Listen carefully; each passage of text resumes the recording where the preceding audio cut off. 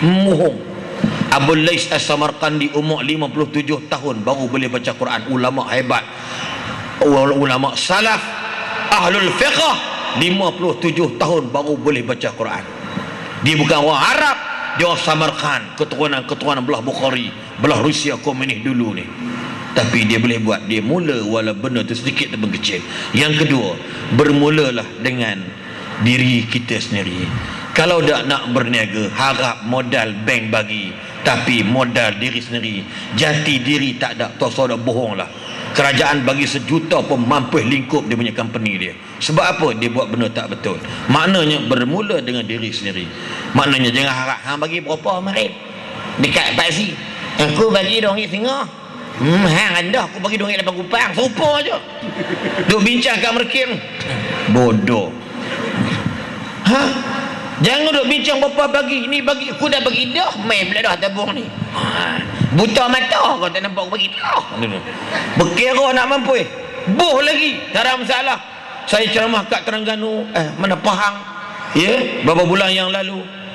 Saya kata siapa-siapa yang tak bawa duit bubur cincin gelang, rupa-rupanya betul dia hantarnya cincin punya besar. Aku solok jariku pun luih. Oh, ni besar pungkok kelas ni. Aku ni jin ke bagi kubuh kok kaki pun luih. Saya rasa mungkin jin sungguh.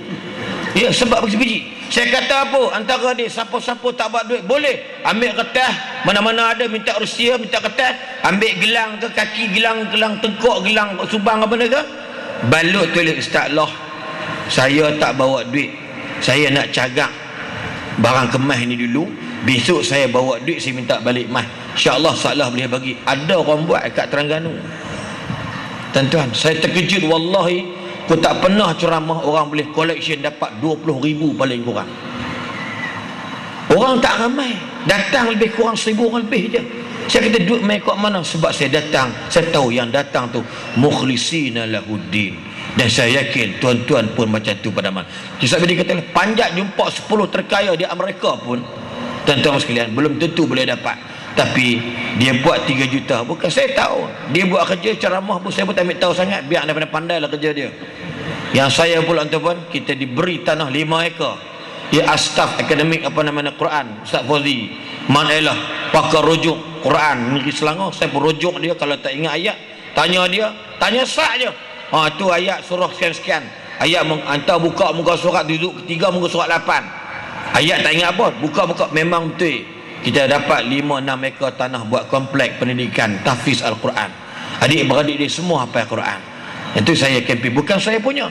Saya sanggup volunteer jadi sebagai pegawai penerangan untuk program-program dia. Dia buat ayat buh muka aku tu. Buh muka aku hitam putih, tak ada warna. Botol kedap muka aku je gini. Macam chimpanzee muka aku, tarik tegang plastik berwarna aku rupanya. Saya kata hang buat baik pozi, hang buat botol bergelok sikit, biar botol tu lincin panjang macam ni, hak lincin ni nampak mengaku elok muka gini, macam orang tua ada orang semau. Tuan, tak apalah buat. Dia tulis ustaz asing kecil, mana orang tahu aku tak kenal gambar siapa. Rupa gambar aku. Allah, tuan-tuan, sampai peringkat tak apalah. Dia nak guna nama kita tapi bagi tahu dulu dia buat. Alhamdulillah bulan puasa kita berjalan jual ayak tuan. Celah-celah tu ada ustaz pula kata apa-apa dia tak ada kerja lain duk buat ayak nega. Ni saya nak kata ustaz Abang Hajar ni. Kawan-kawan kita buat ruqyah ni salah buat ni semua. Depa tak nak tahu kopi mana dia ambil. Tahu kopi dia bakar otak getah belakang dia tumbuk buat kopi. Ya, kita makan nama sipak kopi sopak. Makan-makan gini muka kan. Dia kata ku hajar salah ni. Kopi mana tampak boleh percaya apa ni mega boy. Tai kambing pun kita percaya. Tuan-tuan, bukan orang awam, ustaz mau ku hajar juga. This is our business. Ni business kita, own business. Saya yakin tuan-tuan, kalau Sayyidina Osman bin Affan dan Sayyidina Abdul Rahman bin Auf hidup dan berada di Malaysia, orang kafir takkan ada layak untuk berniaga dengan kita. I repeat again, I hope you understand what I said tonight. I repeat, kalau Sayyidina Osman masih hidup dan berada kat Pulau Pinang, Kalau ada orang kafir, kalau aku sedikit aku tak heran. Wallah aku tak heran. Ni statement kita. Kita kena yakin dengan sahabat. Kalau Osman bin Affan ada,